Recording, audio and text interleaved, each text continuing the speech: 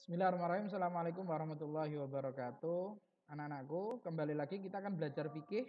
Masih membahas tentang syarat-syarat berjamaah atau kedua. Nah, dari ada 11 syarat. Kemarin kita sudah belajar syarat yang pertama dan syarat yang kedua. Kali ini kita akan membahas syarat yang ketiga dari 11 syarat berjamaah. Baik, kita mulai. Bismillahirrahmanirrahim. Al-Fatihah bin ta'alum wa ta'lim wal ifadah wal istifadah wal hasul tamassuki bi tabillah sunnatur rasulillah. Al-Fatihah. A'udzubillahi minasyaitonir rajim. Bismillahirrahmanirrahim. Alhamdulillahirabbil alamin arrahmanir rahim maliki yaumiddin.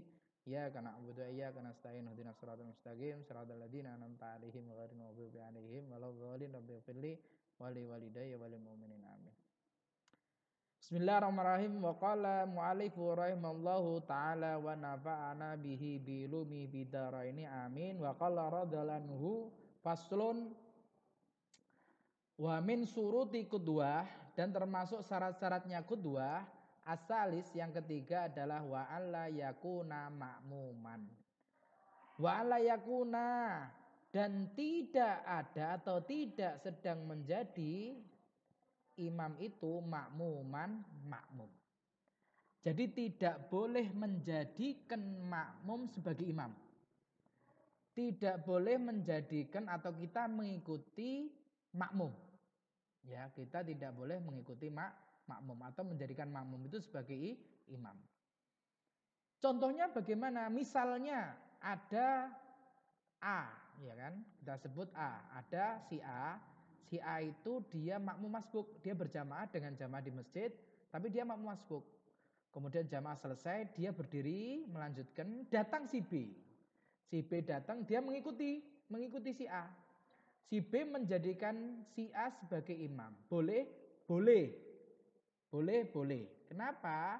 Karena si A sudah selesai sholatnya dengan imam yang pertama dan dia sekarang berdiri melanjutkan sendiri sholatnya. Kemudian si B menjadikan si A ini sebagai imamnya. Boleh.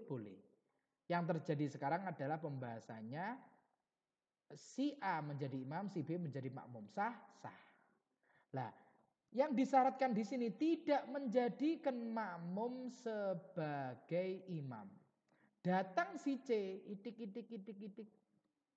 Datang si C di masjid dan si C ini ternyata dia memilih si B untuk menjadi imamnya. Dia memilih si B untuk menjadi imamnya. Padahal B ini adalah statusnya masih makmum aktif pada si imam A. Jadi si B ini statusnya masih makmum aktif dengan si A. Si B ini masih sholat sama si A. Tapi datang si C, dia mengikuti si B. Menjadikan makmum aktif menjadi imam. Ini tidak boleh. Makanya wala yakuna, dan tidak ada seorang, dan tidak boleh dan tidak ada seorang imam ini makmuman dia menjadi makmum. Karena tidak boleh dia statusnya seorang imam dan juga seorang makmum di saat yang bersamaan. Artinya makmum aktif dan menjadi imam. Nah, itu syarat yang ketiga. Baik, selanjutnya bisa dipahami kan? Tapi ini ada hanya satu kejadian ini yang sah. Hanya satu kejadian yang sah, yaitu ketika turun perintah sholat Isra Mi'raj. Nabi ketika turun perintah sholat tidak diajari sholat, di atas sana tidak diajari sholat. Lalu siapa yang mengajari Nabi sholat? Yang mengajari Nabi sholat adalah malaikat Jibril. Ketika itu subuh malaikat Jibril turun menjadi imam, Nabi menjadi makmum. Belum ada yang tahu. Kemudian duhur dikatakan duharo karena pertama kali Nabi sholat bersama orang-orang. Di situ malaikat Jibril ada di depan, Nabi Muhammad bermakmum kepada malaikat Jibril dan para sahabat bermakmum kepada Nabi Muhammad. Hanya ini kejadian awal-awal setelah Isra Mi'raj ketika malaikat Jibril mengajari Nabi Muhammad sholat. Malaikat Jibril sebagai imamnya Nabi Muhammad menjadi makmum sekaligus imamnya para sahabat. Tapi dari kedua dan seterusnya sudah tidak lagi. Baik, selanjutnya syarat yang keempat dari 11 syarat sahnya berjamaah adalah wala umiyan. Dan wala umiyan dan seorang imam ini tidak seorang yang umi, tidak bisa baca dan tulis. Tidak sah bermakmum kepada imam yang dia tidak bisa membaca dan menulis Al-Quran. Arab lah. Tidak sah. Ya, dia tidak bisa membaca dan tidak bisa menulis. Wala umiyan. Makanya jika kalian, kalau kebanyakan orang sih membaca banyak yang sudah, tapi menulis tidak banyak. Orang-orang yang dia belum tentu orang yang bisa baca itu bisa nulis. Tapi orang yang bisa nulis Arab insya Allah dia bisa baca. Orang yang bisa baca Arab belum tentu bisa nulis Arab dengan benar. Tapi orang yang bisa nulis Arab dengan benar, maka pasti dia bisa membaca Arab. Ya, itu. Tapi di sini umian di sini tidak bisa nulis dan membaca. Kalau dia bisa nulis tapi tidak, kalau dia bisa membaca tidak bisa nulis masih boleh. Masih boleh. Baik, syarat yang kelima, syarat yang keempat. Syarat yang kelima adalah dari 11 syarat sahnya berjamaah adalah wa alla yataqaddama alaihi fil mauqif. Wa alla yataqaddama dan tidak mendahului siapa makmum alaihi atas imam fil mauqifi di posisi sholatnya. Jadi posisi sholatnya, posisi sholat itu makmum tidak mendahului imam. Softnya itu tidak di depannya imam. Namanya makmum itu tetap harus ada di belakang imam.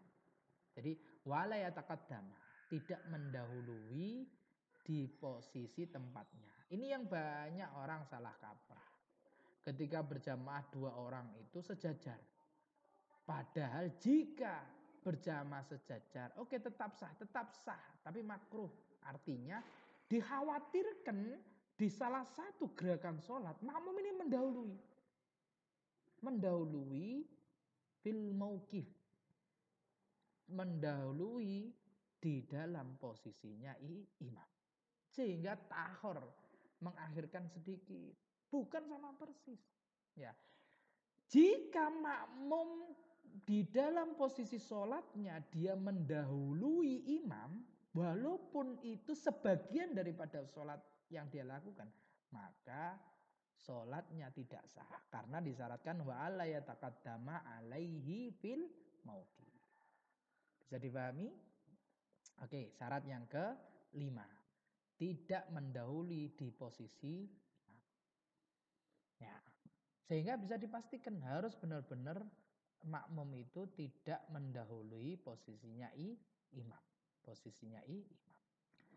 Kemudian syarat yang berikutnya, syarat yang keenam dari 11 syarat sahnya berjamaah adalah wa alla ya'lama intiqalati imamihi.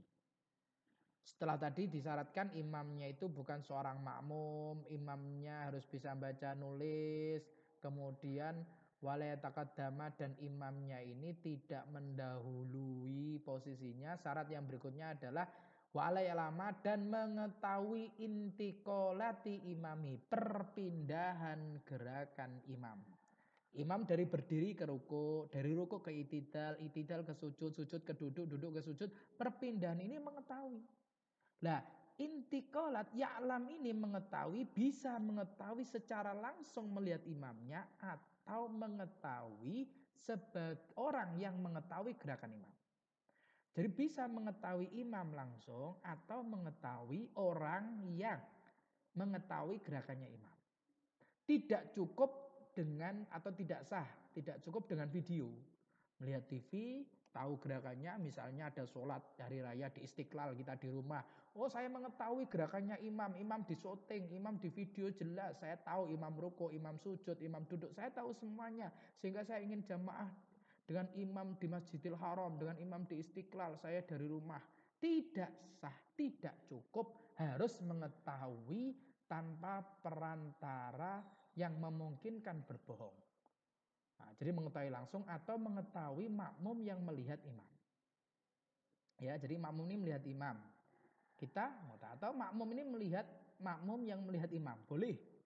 Ya, jadi wala ya'lama intiqalati imamihi, dengan melihat dan mendengar.